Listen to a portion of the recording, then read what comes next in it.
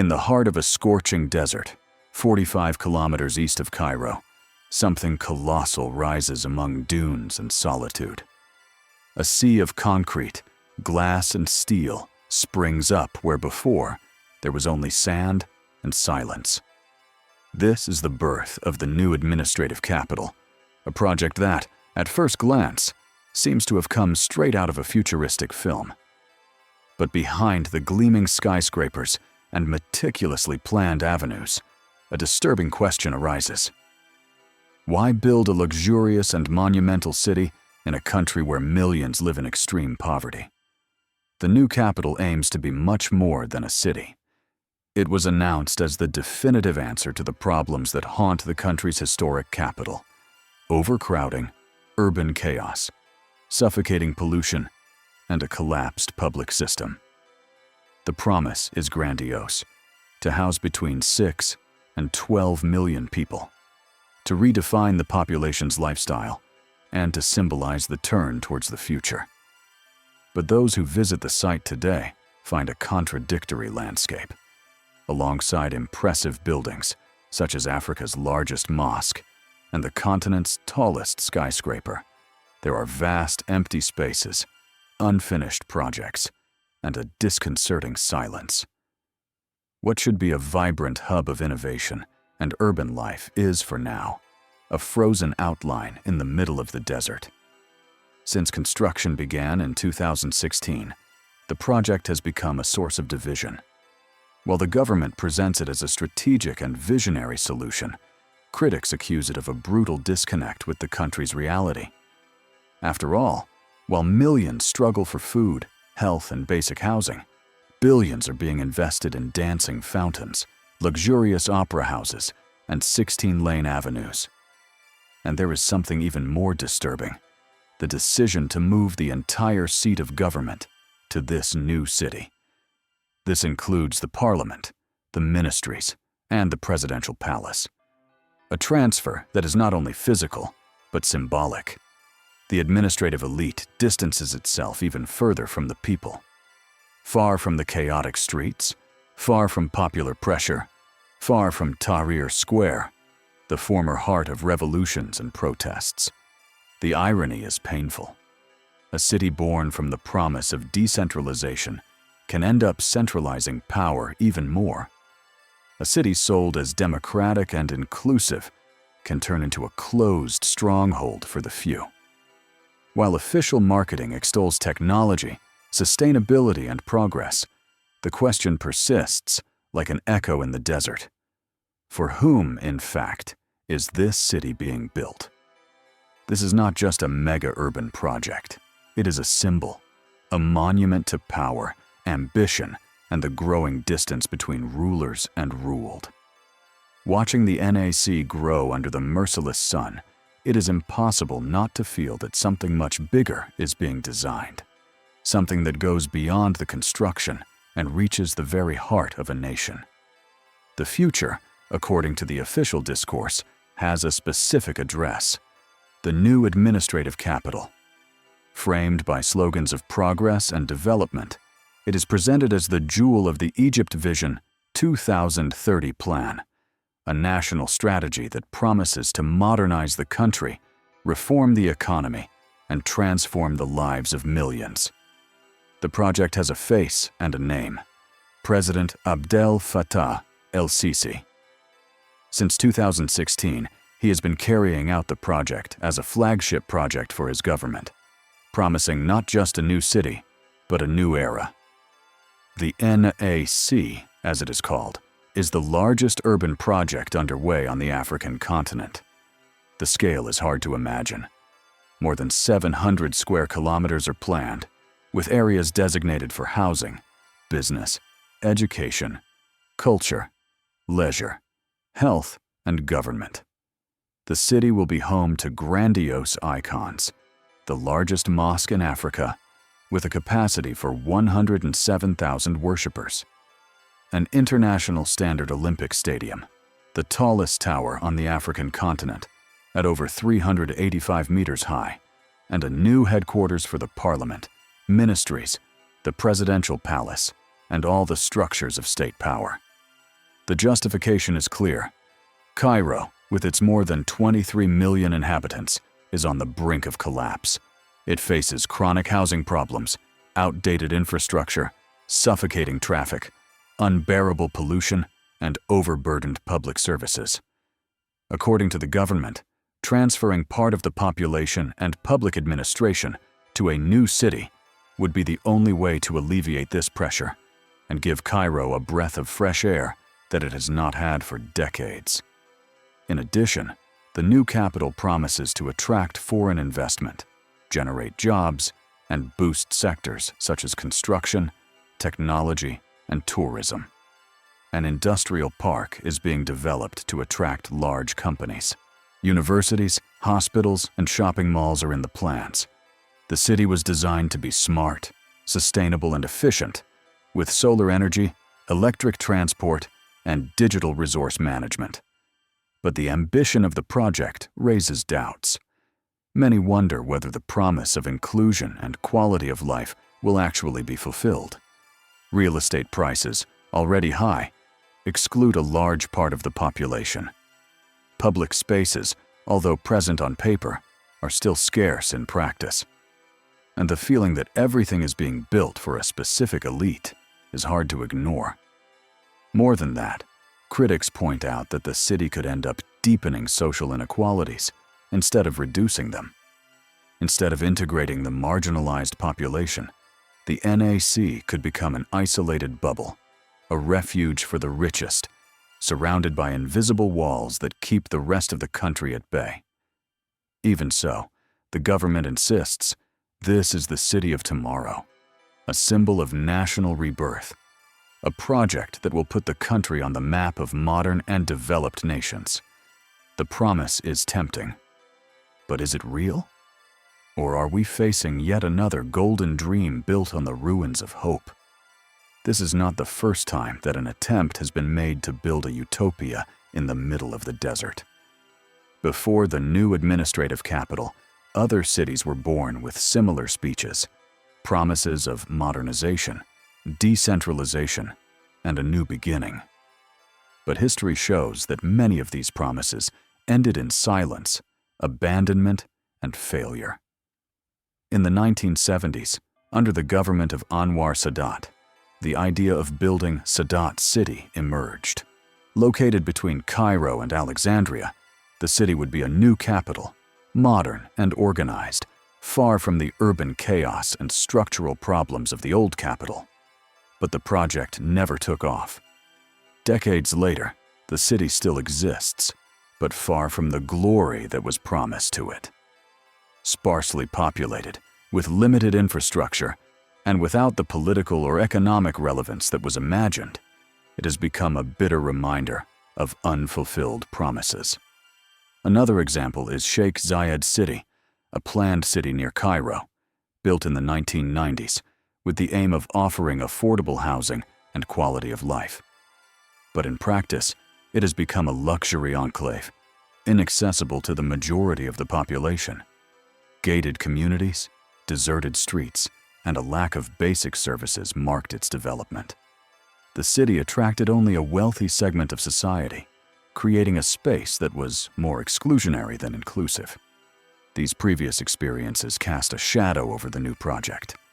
History shows that building cities from scratch, without an organic social fabric, without accessible transportation, and without consistent public policies, is a risky bet. The structures may even exist, but without life, without community, without soul. There is a recurring pattern: big announcements, billion-dollar budgets, patriotic speeches, and in the end, ghost neighborhoods. Cities built to impress, but that do not speak to the real needs of the population. It is not just about architecture or engineering, it is about belonging. And that cannot be built with concrete. The new capital runs this same risk. Its defenders say that this time, everything will be different, that the lessons of the past have been learned, that technology and accumulated experience guarantee success. But the similarities with previous failures are hard to ignore: remote location, unaffordable prices, lack of integrated public transportation, and an almost exclusive focus on the elite. Worse, some say that, unlike previous attempts, the NAC no longer even tries to be for everyone. From the beginning, its proposal seems selective, restrictive, and protected. A controlled, clean, and monitored space, but also cold, distant, and indifferent to what happens outside its boundaries. Building cities is not just about drawing maps and erecting buildings. It is about creating spaces for coexistence, opportunity, and diversity. The failed cities of the past have shown that, without these, everything falls apart over time, no matter how imposing the facades. Will the new capital learn from these failures? Or is it simply repeating, with more luxury and surveillance, the same script we already know? While the official discourse about the new capital revolves around progress and innovation, there is a darker layer that grows parallel to the constructions. The city, although dressed in modernity, has elements that resemble a fortress more than an open space. The architecture, urban planning, and even the layout of the buildings seem to have been designed to control, filter, and separate, not to integrate. The most emblematic example is the Octagon, the new and gigantic complex of the Ministry of Defense. Its geometric shape is reminiscent of the American Pentagon, but its presence imposes something different. Located in a highly isolated area, with extreme security and restricted access routes, the Octagon is a symbol of a state that protects itself, not only from external threats, but from its own population. The entire city seems to operate under this logic of separation. Avenues of up to 16 lanes cut through neighborhoods, creating insurmountable barriers for pedestrians. Government buildings are set apart from residential and commercial areas. The seat of power is no longer an accessible square, but a shielded space, surrounded by invisible walls and constant monitoring. It is estimated that more than 6,000 cameras are installed throughout the NAC. They capture movements, analyze faces, control entrances and exits. The promise is security and efficiency, but the practical result is an environment of total surveillance. For some, this is technological advancement. For others, it is an urban dystopia, disguised as innovation. The contrast with Cairo could not be greater. The former capital, with its vibrant chaos, was also the stage for major demonstrations. It was there, in Tahrir Square, that thousands of voices echoed during the revolutions of 2011 and 2013. It was there that history was written by anonymous hands, by ordinary citizens who occupied public space to demand change. Today, Tahrir Square has been renewed. Its edges have been fenced off, its dynamics altered. The space that once symbolized freedom now conveys control. And the new capital, built far away, seems to be the direct consequence of this symbolic repression. The change of headquarters is not just logistical, it is political. It is strategic. Placing the center of power miles away from the people makes protests difficult, limits access, and fragments civic presence.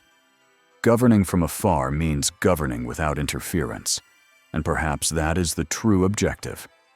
This model is reminiscent of other capitals created with similar intentions. In Myanmar, for example, the capital was moved from Yangon to Naypyidaw, Dao, a planned, empty, isolated city.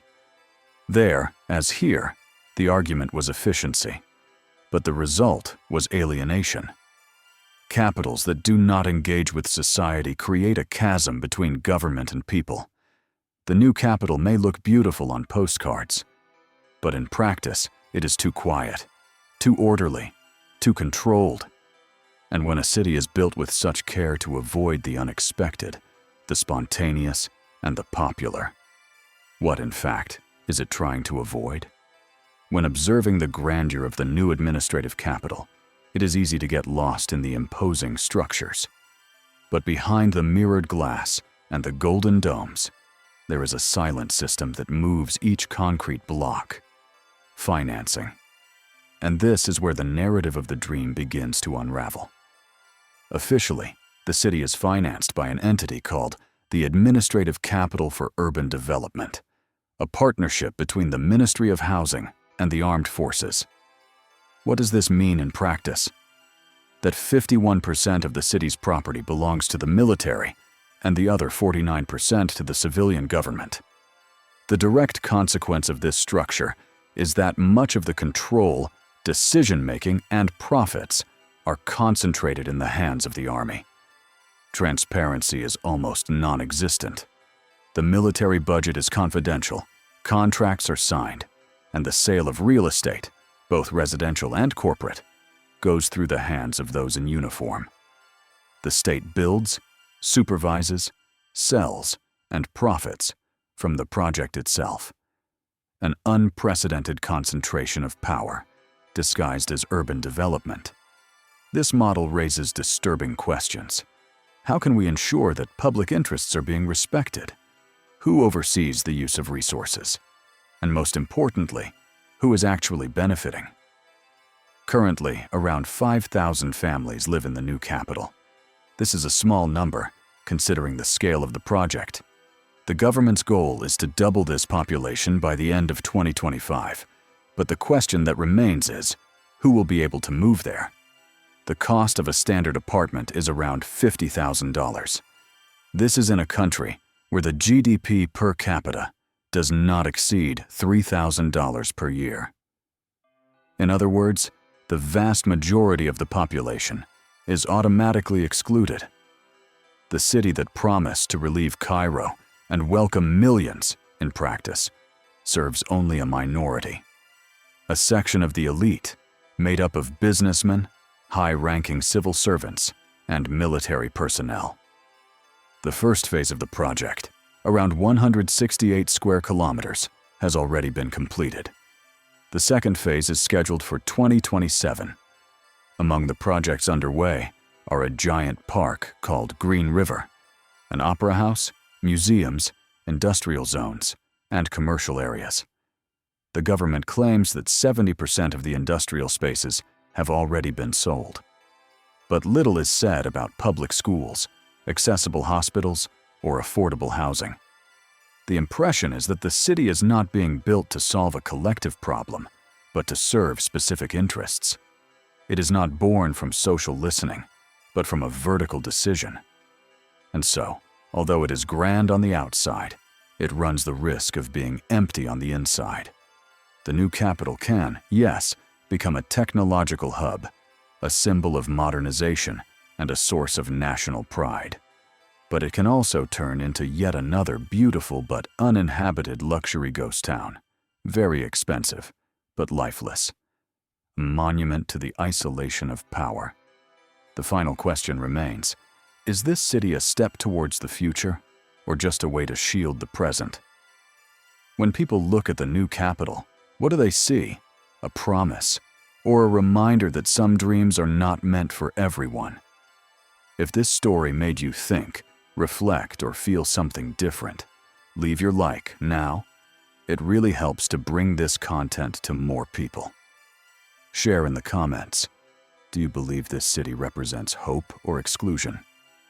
And of course, subscribe to the channel for more stories like this, which reveal what many prefer to hide. Your support makes all the difference.